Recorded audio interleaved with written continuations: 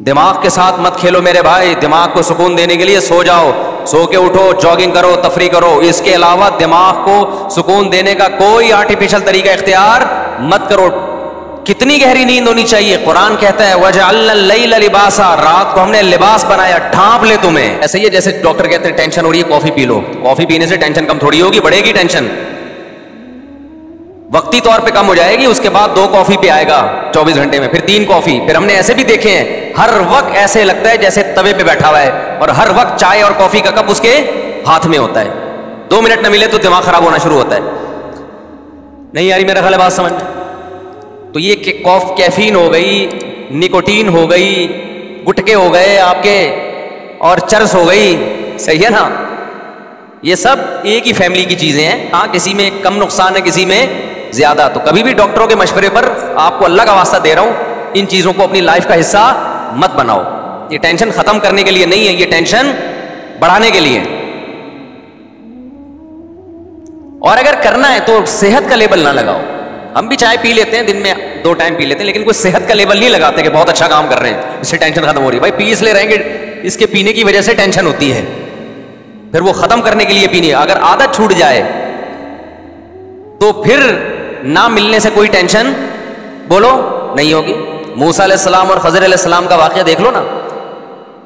خضر علیہ السلام موسیٰ علیہ السلام کے ساتھ گئے ہیں. موسیٰ علیہ السلام اپنے خادم کے ساتھ خضر علیہ السلام سے ملنے گئے.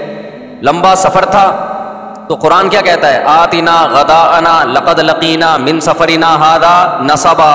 موسیٰ علیہ السلام نے اپنے خادم سے کہا کہ جاؤ کھانا لے آؤ دوپہر کا, ہم اس سفر میں ہمیں بہت شدید تھکاوٹ ہے. تو حضرت موسیٰ نے تو یہ نہیں کہا میں بہت تھکاوٹ ہوئی ہے تو کوئی چائے کا, کوئی کافی کا ہے بھائی, کوئی انتظام ہونا چاہیے. پیغمبروں کی زندگی کیسی ہوتی ہے, نیچر کے مطابق.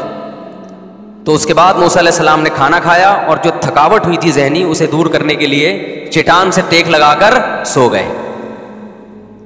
تو دماغی تھکاوٹ, دماغی ٹینشن دور کرنے کے لیے اللہ نے گٹکے, تمباکو اور پان اور سگریٹیں بولو نہیں رکھی. تھکاوٹ ہے, ٹیک لگاؤ, سو جاؤ. جیسے میں چائے پیتا ہوں 2 کپ دن میں, لیکن میں اس کے فضائل نہیں سناتا, لوگوں کو عادت نہیں ڈالتا کہ چائے پیا کریں. ہمیں پتہ بس چائے چھوڑ دی تھی ہم نے, 2 سال تک چھوڑے رکھی ہے. اس کے بعد پھر جس مجلس میں جا رہے ہیں چائے, جس مجلس میں جا رہے ہیں چائے, جس مجلس میں جا رہے ہیں چائے. منع کرو تو پھر آئس کریم اٹھا کے لے آتا ہے. اب اتنا بڑا لسی کا گلاس کون پیے گا, لسی اٹھا کے لے. ہم نے کہا یار وہ کیا تھا, وہ صحیح تھی, اس کا نقصان اتنا نہیں ہے. چائے تو سب سے کم درجے کی ہے نا, اس سے اوپر کافی ہے, اس سے اوپر چرس ہے. تو یہ سارے ایک ہی فیملی کی چیزیں ہیں یہ ساری کے ساری. کیونکہ بہت سارے جم ٹرینر لوگوں کو بھائی کافی, بلیک کافی پیا کریں, بلیک کافی پیا کریں, جگر ہوتا, ہو سکتا ہے جگر وگر ٹھیک ہو جاتا ہوں, میں کوئی جگر کا اسپیشلسٹ نہیں ہوں, فیٹ ویٹ ختم ہو جاتا ہوں, لیکن دماغ کو کیا ہوتا ہے آپ کے, مصنوعی سکون ملتا ہے. یہ سب سے بڑا سائڈ افیکٹ ہے.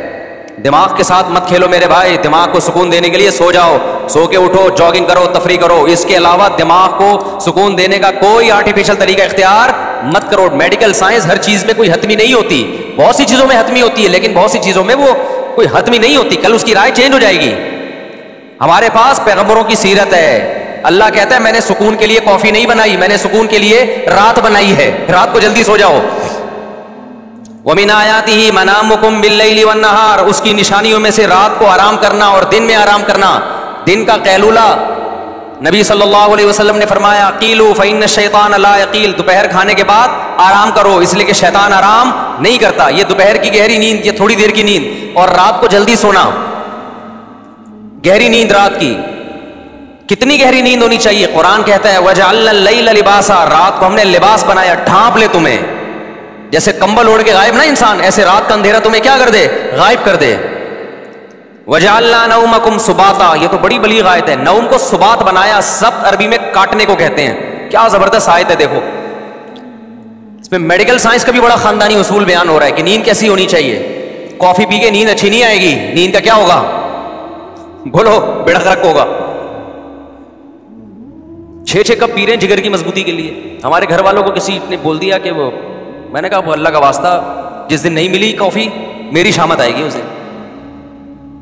یہی ہوگا نا, جس کو کافی پینے کی عادت ہو جائے, اس کو کافی نہیں ملے, اس کو کچھ نہیں ہوتا. اس کے ساتھ رہنے والے کا بیڑا کیونکہ دماغی کام نہیں کر رہا ہوتا اس کو ٹینشن ہو. میں نے کہا ہمیں تو عادت نہیں ہے, تو میں نے منع کیا, میں نے کہا نہیں بھی کافی نہیں, ڈاکٹر سے بولو کچھ اور بتائے. تو اللہ میاں نے کیا کہا ہے, وَجَعَلْنَا نَوْمَكُمْ سُبَاتًا. میں مانتا ہوں کچھ فائدے ہوتے ہوں گے, میں کوئی ڈاکٹر تھوڑی ہوں, لیکن ہم کامن سینس کی باتیں جانتے ہیں, ٹھیک ہے نا. ہمیں اتنی بات معلوم ہے کہ نیچر کا کوئی آلٹرنیٹ نہیں ہے. یہ سب چیزیں بات کی ایجادات ہیں دماغ کو سکون دینے کے لیے, یہ کوئی نیچرل نہیں ہے. یقیناً اس کے کوئی ایسے سائڈ افیکٹ ہوں گے جو ہو سکتا ہے ابھی سائنس نہ بتا رہی ہو, کل مطلع ہوں, کیونکہ دماغ سے کھیلا تو جا رہا ہے اس میں. تو پیئیں آپ, کافی پیئیں, منع نہیں کر رہے آپ کو, لیکن اس پہ صحت کے لیبل نہ لگائیں کہ یہ دل مضبوط ہوتا ہے اور جناب اس سے یہ ہوتا ہے وہ ہوتا ہے, پتہ نہیں کیا کیا ہو رہا ہوگا اس سے, آپ دماغ خراب ہوتا ہے اس سے. سب سے بڑی بات تو ہم یہ جانتے ہیں, اور سب سے زیادہ ویلیو کس چیز کی ہے, دماغ کی, کھوپڑی کی ویلیو ہے. باقی جگر وگر کے لیے اور بہت ساری چیزیں وہ کر لو. سمجھتے ہو کہ نہیں سمجھتے؟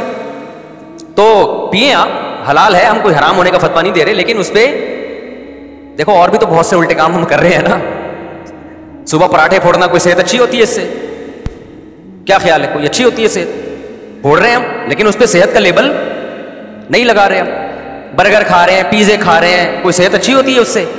لیکن صحت کا لیبل بھی نہیں لگا رہے, بس کھا رہے ہیں. کل میں گیا ہوں الحمدللہ, نہاری پھوڑی ہم نے جا کے, رات کے وقت 2 مغز ڈلوائے اس میں, کیونکہ دوپہر میں نے کھانا نہیں کھایا تھا, صبح پراٹھے پھوڑے ہوئے تھے, دوپہر کا کھانا نہیں تھا, رات کو ٹائٹ بھوک لگی, کہیں جانا بھی تھا, جامع رشید بھی جانا تھا. دوست کو فون کیا, چل بھائی طارق روڈ پہ نکلتے ہیں یار, نہاری پھوڑنے کا دل چاہ رہا ہے. گئے, 2 مغز ڈلوائے اس میں, روٹیاں کھائیں, کولڈ ڈرنک پی, اچھا کام کیا.